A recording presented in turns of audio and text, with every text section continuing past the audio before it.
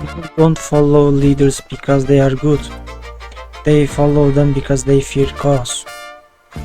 And Crusader Kings actually explains this perfectly. Now,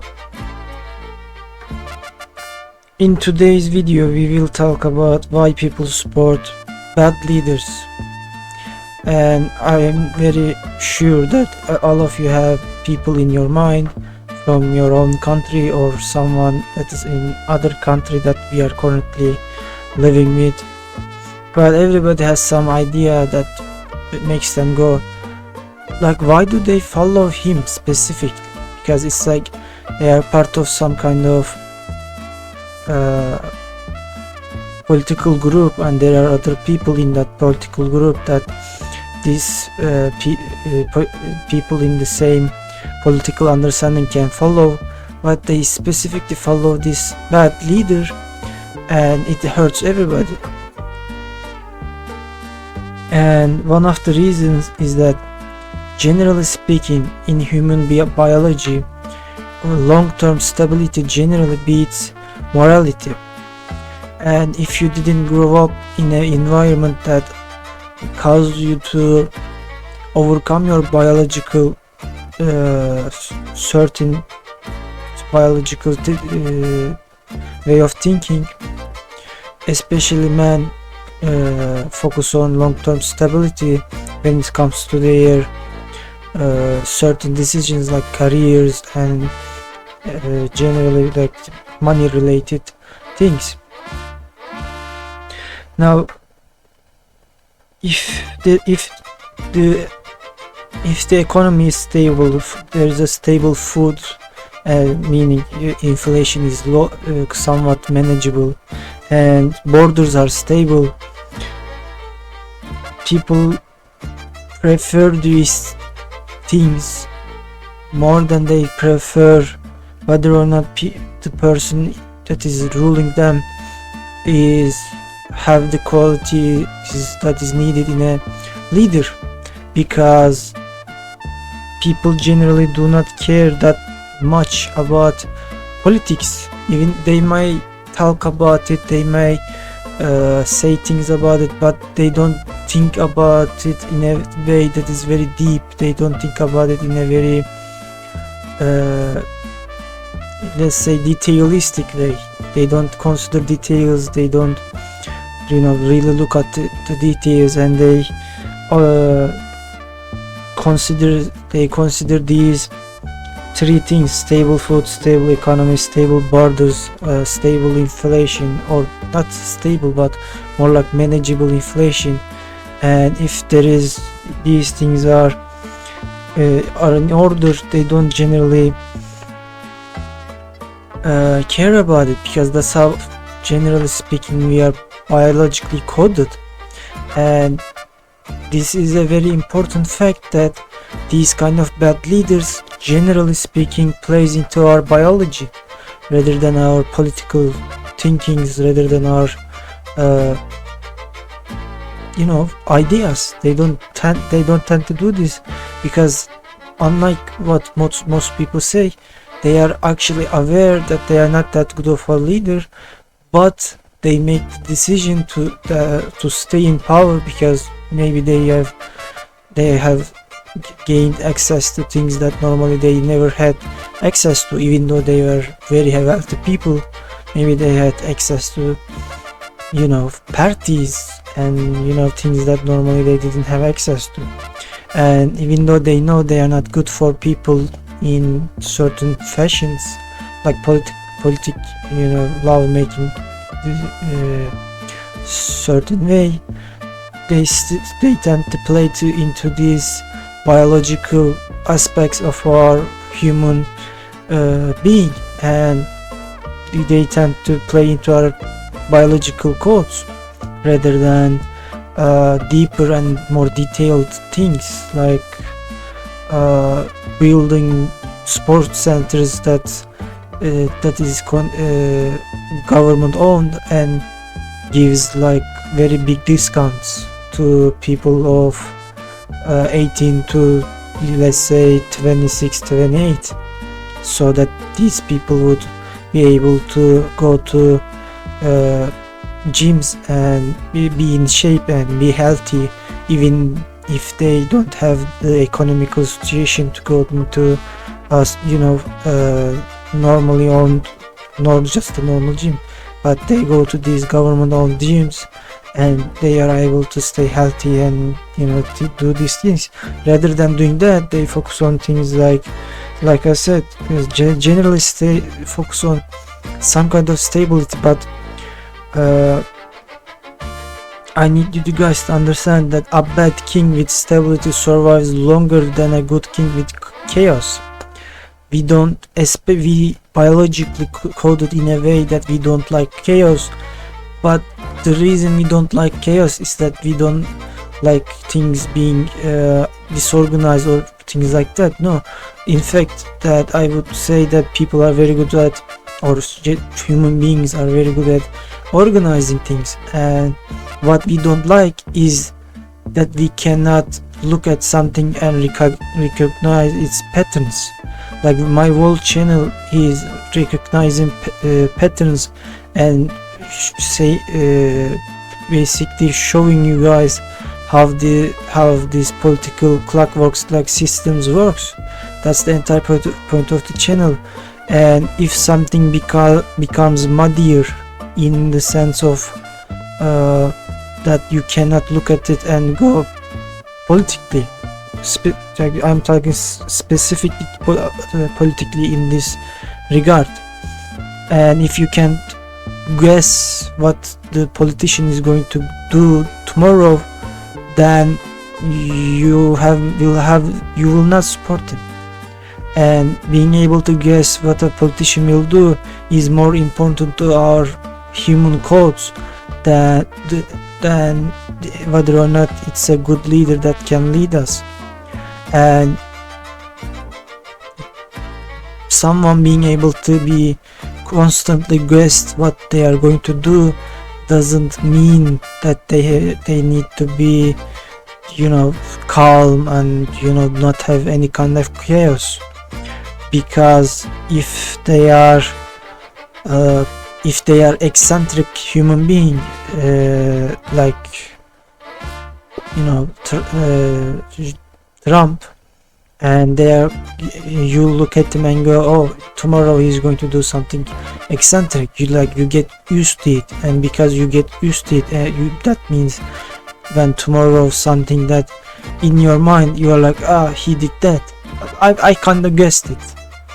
That's actually what people like, especially Trump, focuses on, being able to make people go get used to what their decisions will be. Because if you can guess that they are going to be eccentric tomorrow, then that means you are signaling stability when it comes to decision making.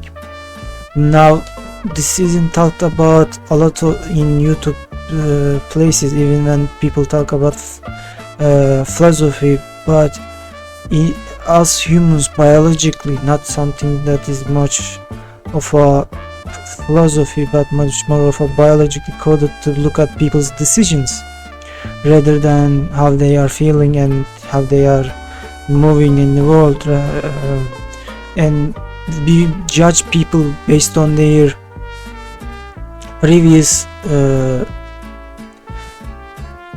decisions, and this affects our dating life, this affects our political decision making. And if you can guess someone's decision making patterns and you do not get shocked at what they are going to do, that means that they actually created a situation where they established a political decision making stability, meaning that you don't feel like, even though they are eccentric, you don't feel like that's chaos, but in fact opposite, you feel like that's order and stable, even though it's very eccentric.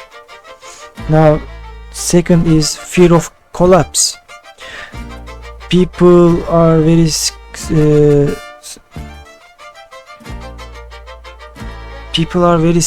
of civil wars and this scares populations. The thinking of there will be a civil war, it very scares population in a very wide margin, and instability destroys economics.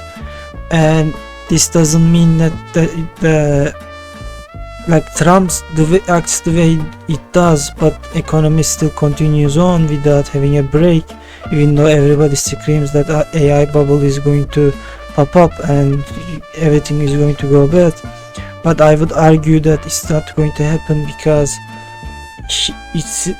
there is a stability in his eccentric moves and decisions. And I don't know if you guys realize, but there was a lot of talk about civil war, and there was a lot of questions being asked to general public in America, where they asked about civil war and whether or not it was possible. And if you look at like maybe a year, maybe 6 months back, or that there are a lot of videos where people talk about civil war, and these kind of talks happened a lot because they signaled that, and Trump signaled stability, and Trump signaled that there will be no that he will not let people go. He will try to unite people under one banner, even though he's not that good of a leader. And people actually cared about this, and people are aware of this subconsciously, and even though they are not giving a thought about it, even though they are not conscious about it, because this happened, this was talked about a lot, and because this happened, this back and forth talks happened a lot, people subconsciously factors in the fact that even though he's not a good leader, he's actually a very bad leader, that he's at least will keep an idea of civil war away. That's what he signals. Authority and authoritarian regimes are, yes, tend to be bad, but at the same time they tend to keep certain possibility of alternative realities away, like civil wars. And when it comes to instability, even though he's a very bad leader, you can pretty much assume that tomorrow there is going to be some kind of shorting going to happen at some kind of industry like oil, like certain other things, and this shorting will happen because people are, yes, probably having insider information, but at the same time you can guess what he's going to do if you look at him and realize his eccentric behavior, and realize this behavior, where this behavior comes from. This signals, even though economy is going bad, it isn't going bad in a way that is chaotic. It's stably going down, and I cannot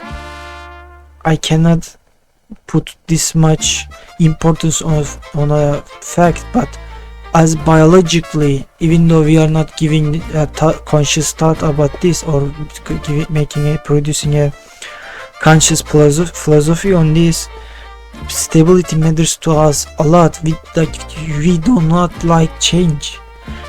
We do not change that we can't control, and if something is changing, but it's changing slowly and steadily, even if it's a bad kind of change, then that's better than chaotic change, and that affects our political decision making too.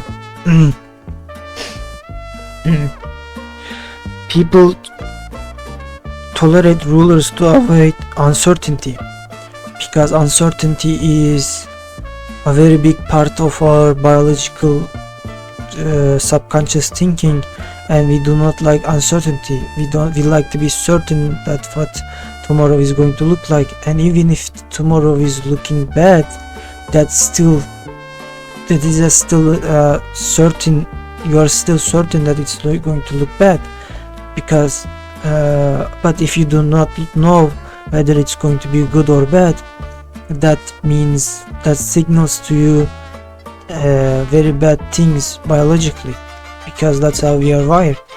And people like Trump, Erdogan, Xi Jinping, people like these, and people like Putin, people like, what was the guy in Hungary?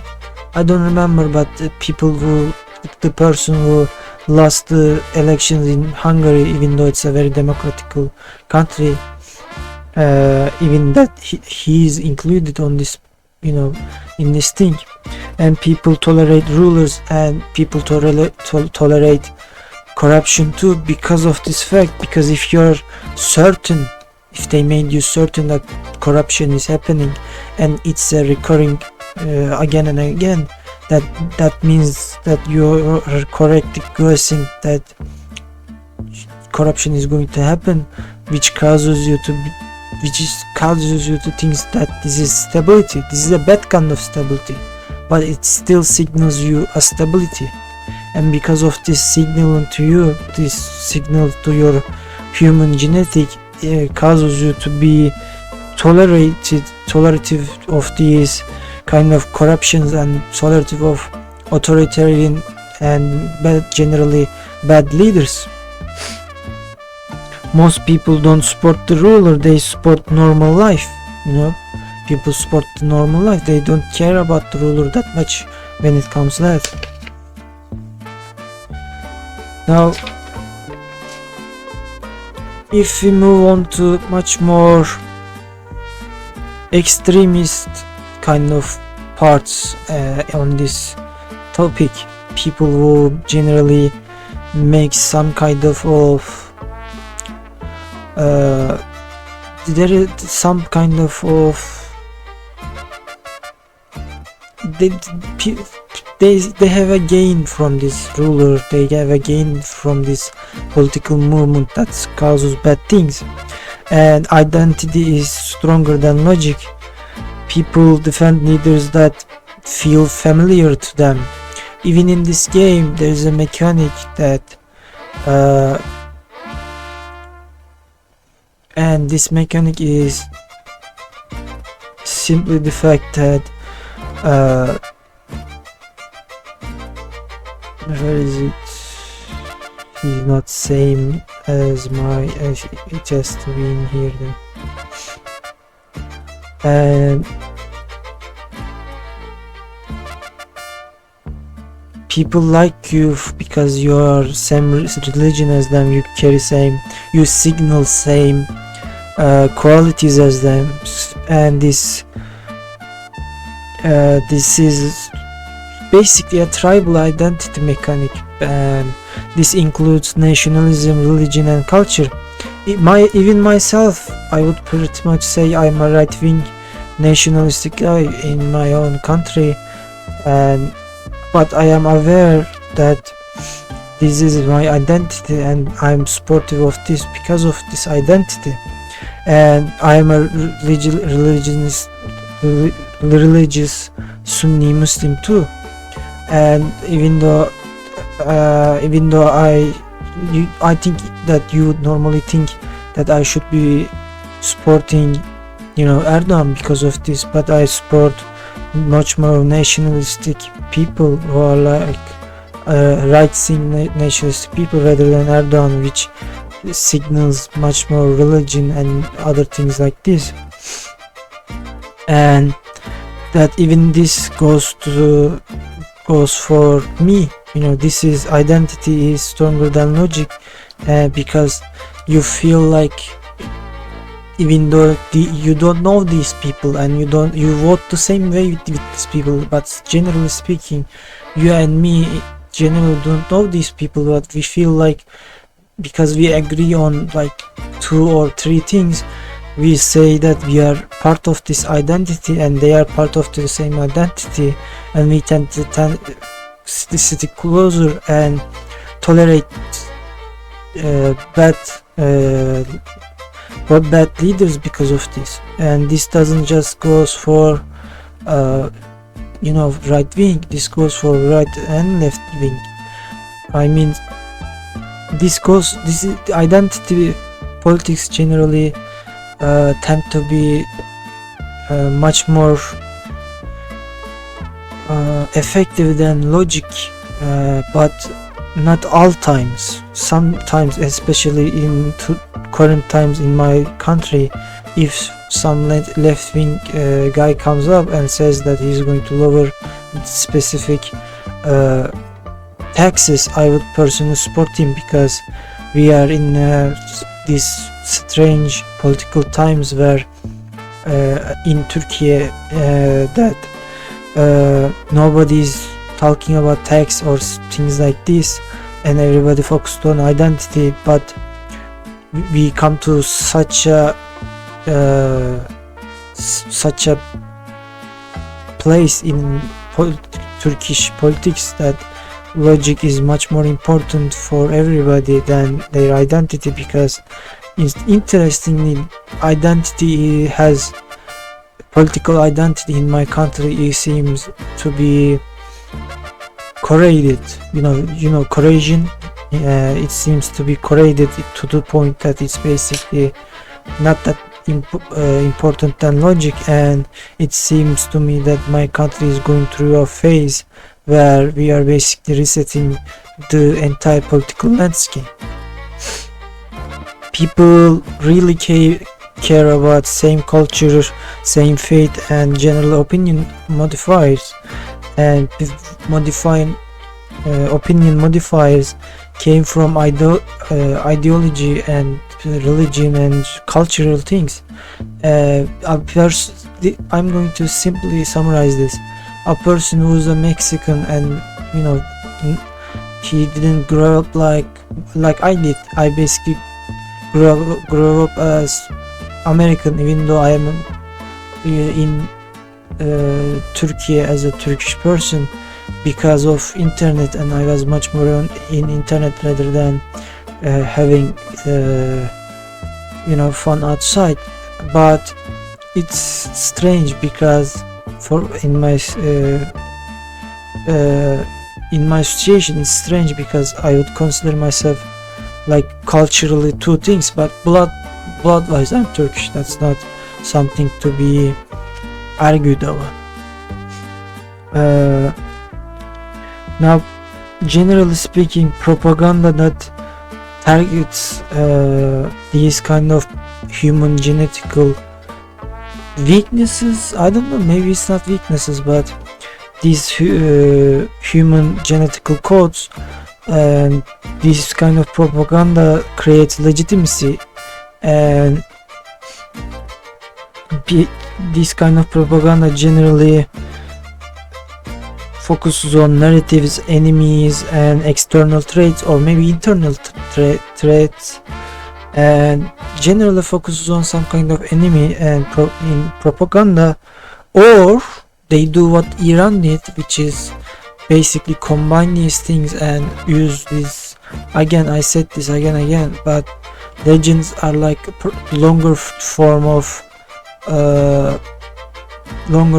propaganda, and Iran used this for 20 years, saying that America will eventually attack them, to be basically create this moral high ground, but basically create this sense of, see, I knew what was going to happen, and so you should listen to me, to create this authority when it comes to listening to the government, because it's like these scientific things that sometimes happen, where this scientist comes up and says some things that nobody believes for a very long time, and when it comes up that he or she was eventually right, and everybody goes, oh wait, now I should listen to everybody he or she says, because he was saying it for 20 years.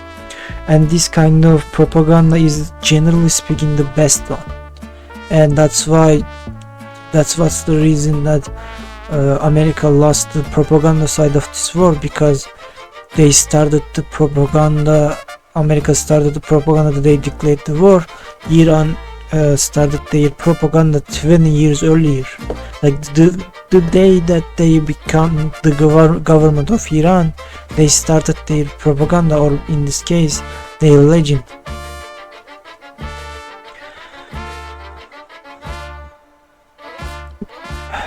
Now, fame matters in this propaganda side too, because people like Trump generally uses prestige in this way. It's him being a billionaire and having the life of billionaire, and they use fame and prestige. Iran regime focus on legitimacy and legends and just external threats, while Trump focus on his propaganda on prestige, fame, and rather than external threat, more like internal threat, not trade.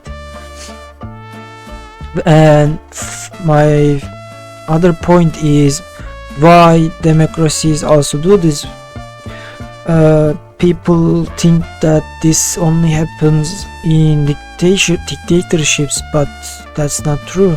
This is something that anybody can signal to, because it's biological. Because it's biological, it can happen in any kind of political system that any human created, because it's human made, meaning that it can be the weaknesses of human biology can be used in these political systems.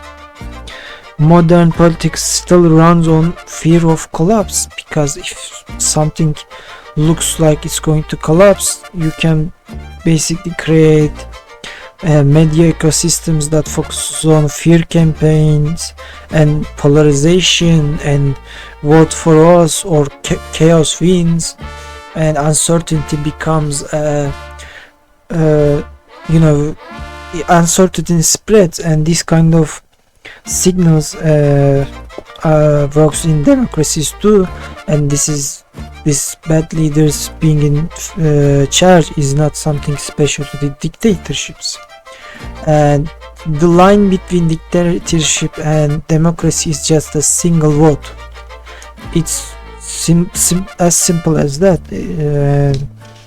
You shouldn't think to yourself that you are not going to have this bad system or bad people in charge because you're living democracy, because that's not how it works, because that's not how human biology works.